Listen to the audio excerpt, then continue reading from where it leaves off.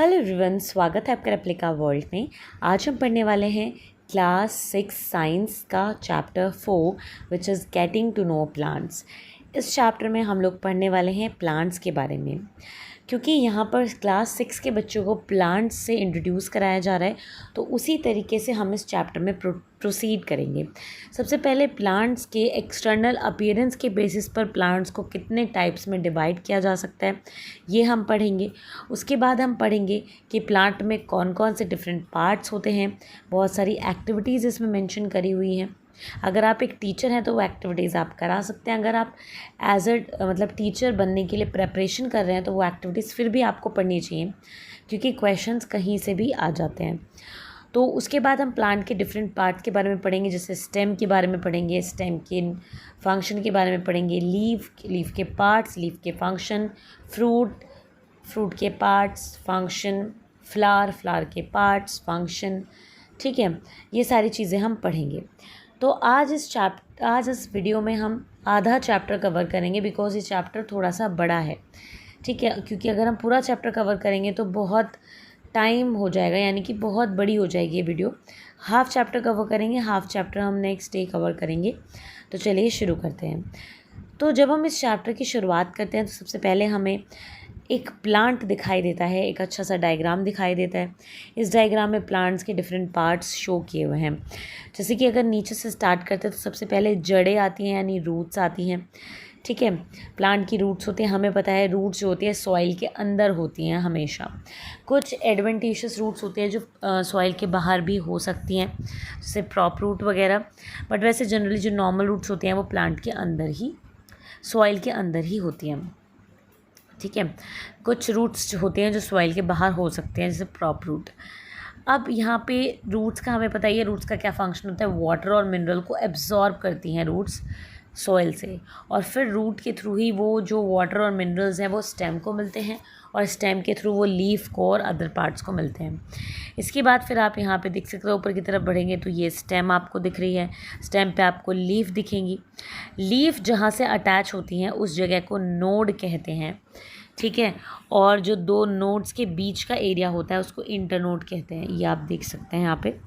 इसके बाद फिर लीफ के बाद यहाँ पे आप फ्रूट देख सकते हैं। फ्रूट है, फ्लावर है, बर्ड्स हैं। ठीक है, तो इस तरीके से है ये प्लांट।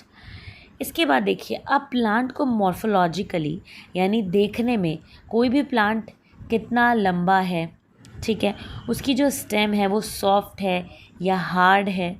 हार्ड है तो कितनी हार्ड है, इस चीज़ के बेसिस पर हम प्लांट्स को 3 तरीके के ग्रुप्स में डिवाइड कर सकते हैं, हर्ब्स, श्रब्स एंड ट्रीज़। कुछ प्लांट्स ऐसे होंगे जो बहुत ज़्यादा छोटे होंगे, हमारे से भी छोटे होंगे, और वो ग्राउंड से बिल्कुल मिले हुए होंगे। ठीक है, उनका स्टेम रूट का अलग से हमें समझ नहीं आएगा कि स्टेम कौन सी है, रूट कौन सी है ना, तो वो बिल्कुल ग्राउंड से लगे हुए होते हैं, उनको हर्ब्स कहते हैं। ठीक है, मतलब बहुत छोटे होंगे, अगर ग्राउंड से नहीं भी लगे हुए होंगे कुछ प्लांट तो काफ़ी छोटे होंगे। स्टेम की बात करें तो उनकी स्टेम बहुत ज़्यादा डेलिकेट होगी, यानी हर्बिशियस होगी, डेलिकेट होगी, सॉफ्ट होगी, ग्रीन होगी, और वो आसानी से बैंड हो पाएगी। अगर हम बात करते हैं नेक्स्ट तरीके के प्लांट्स की, जो होते हैं श्रब्स। ठीक है, श्रब्स कैसे होते हैं, अब देखिए यहाँ पर डायग्राम भी दिया हुआ है। जो ए पार्ट है वो है हर्ब। इसमें आप देख सकते हैं जो स्टेम होती है वो ग्रीन होती है और फ्लेक्सिबल होती है, उसको आसानी से ब्रेक किया जा सकता है। नेक्स्ट बी जो है वो होते हैं श्रब्स। श्रब्स की जो ब्रांच होती है, फिर कहें जो श्रब्स की स्टेम होती है वो हर्बिशियस तो नहीं होती, थोड़ी हार्ड ही होती है, बट इतनी भी हार्ड नहीं होती कि उसको ब्रेक ना किया जा सके। हार्ड होती है बट ज़्यादा हार्ड नहीं होती, मोटी भी नहीं होती है।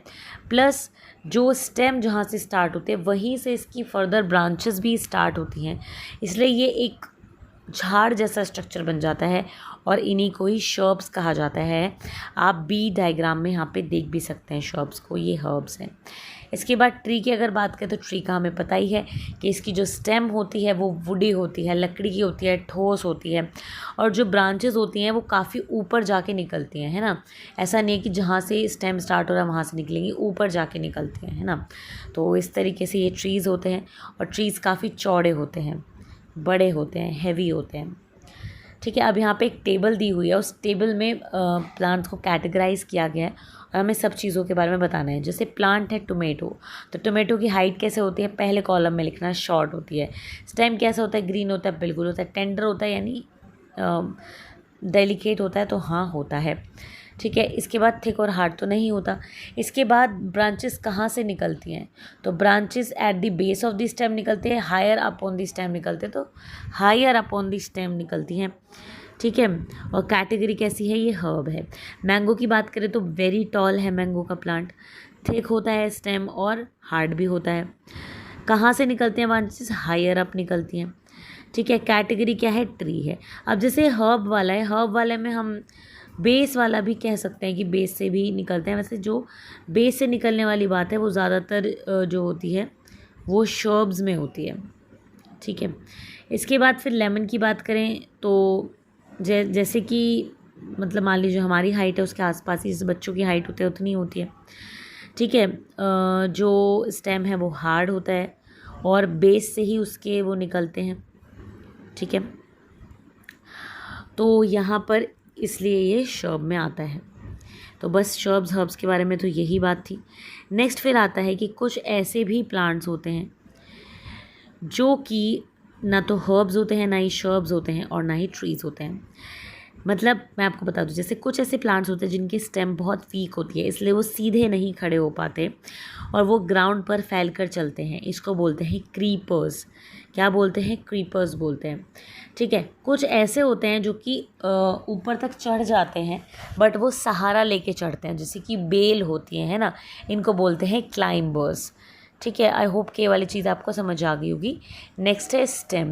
स्टेम की बात करते हैं तो हमें पता है स्टेम जो होता है तना होता है, रूट के अगले वाला हिस्सा स्टेम होता है। स्टेम में लीव्स होती हैं, ब्रांचेस होती हैं, बर्ड, फ्लावर, फ्रूट सब कुछ स्टेम पर ही लगता है। स्टेम हर्बेशियस भी हो सकती है यानी ग्रीन और सॉफ्ट भी हो सकती है और हार्ड भी हो सकती है शर्ब्स की तरह, और बहुत ज़्यादा हार्ड और बहुत ज़्यादा थिक भी हो सकती है ट्रीज़ की तरह। अब यहाँ पे देखिए एक एक्टिविटी दी हुई ये है कि सबसे पहले हम एक ग्लास लेंगे, वाटर लेंगे, रेड और ब्लू इंक लेंगे और सॉफ्ट स्टेम वाला एक प्लांट लेंगे। उसके बाद हम क्या करेंगे, जो ग्लास है उसमें 1/3 तक पानी भर देंगे, फिर उसमें रेड या ब्लू इंक की कुछ ड्रॉप्स डाल देंगे। उसके बाद एक स्टेम को कट करेंगे थोड़ा सा और उसको वहाँ पे रख देंगे ग्लास में, ठीक है। फिर जो स्टेम है उसमें लीव्स वगैरह हो तो ज़्यादा अच्छा है। थोड़ी देर बाद हम देखेंगे कि जो स्टेम है उसमें जिस भी कलर की आपने इंक डाली है उसी कलर का जो स्टेम है वो होना शुरू हो जाएगा। लीव्स में भी आपको वो कलर दिखना शुरू हो जाएगा। इससे हमें ये पता चलेगा कि स्टेम जो है पानी को ऊपर की तरफ खींचता है, यानी स्टेम जो है पानी को ऊपर लेता है और लीव्स तक ट्रांसपोर्ट करता है, ठीक है। नेक्स्ट आता है हमारा लीफ। सबसे पहले लीफ के स्ट्रक्चर के बारे में समझाया हुआ है। तो जैसे अगर हम किसी भी पत्ती की बात करते हैं तो पत्ती में बेसिकली क्या क्या चीज़ें होती हैं। सबसे पहले एक ऐसी डंडी होती है, स्टॉक होती है जिससे कि वो स्टेम से अटैच रहता है, उसको हम कहते हैं पेटियोल, ठीक है। इसके बाद फिर उसका जो बड़ा एरिया होता है, जो उस पत्ती का पूरा एरिया होता है, उसको लेमिना कहा जाता है या लीफ ब्लेड भी उसको कहा जाता है। इसके अलावा ये जो पत्ती होती है बच्चों, इसमें आपने देखा होगा कि यहाँ पे बीच से एक लाइन जाती है जो थोड़ी सी हार्ड होती है। वो जो बीच से लाइन जाती है उसको बोलते हैं mid rib. It is known as mid rib, उसको मिड रिब कहते हैं। फिर आपको पता है कि मिड रिब से आसपास बहुत सारी लाइनें और जाती हैं, है ना। आप ये वाली बात जानते हैं। चलो इसको थोड़ा सा ड्रॉ करके देखते हैं तो आपको समझ में आएगा, ठीक है। तो जैसे कि कोई भी पत्ती है, जैसे कि हमने ये एक पत्ती ड्रॉ करी यहाँ पे, तो आपको पता है इस पत्ती में बीच में ऐसे करके एक हार्ड सी लाइन होगी, ये मिडरिब होता है। और इसके बाद इस मिडरिब से ऐसे छोटी छोटी लाइनें निकल रही होती हैं। ये जो छोटी छोटी लाइनें होती हैं इनको कहते हैं हम वेन्स, इनको कहते हैं वेन्स, ठीक है। This are known as vein. अब ये जो वेन्स होती हैं इनका भी अलग अलग अरेंजमेंट होता है। कुछ पत्तियों में जो वेन्स होते हैं ये पूरा एक नेटवर्क बनाती हैं, जैसे कि इस तरीके का नेटवर्क बनाएंगी। तो कुछ लीफ में तो इस तरीके का नेटवर्क बनता है वेन्स का, ठीक है। और कुछ पत्तियाँ ऐसी होती हैं जिनमें ऐसे नेटवर्क नहीं बनता, नीचे से ही ये आते हैं, जैसे कि मिड रिब के साथ साथ ही ये ऐसे पैरेलल चलेंगे, है ना, इस तरीके से होता है। तो अब ये क्या होता है इसके बारे में देखते हैं। तो ये जो वेन्स होती हैं इनका एक अरेंजमेंट होता है। इन वेन्स के अरेंजमेंट को वेनेशन कहा जाता है। क्या कहा जाता है, वेनेशन कहा जाता है। आपकी बुक में भी दिया हुआ है, वेनेशन कहा जाता है, ठीक है। वेनेशन उनको कहा जाता है। तो ये जो वेनेशन होता है ये 2 टाइप का होता है। कौन कौन से टाइप का होता है?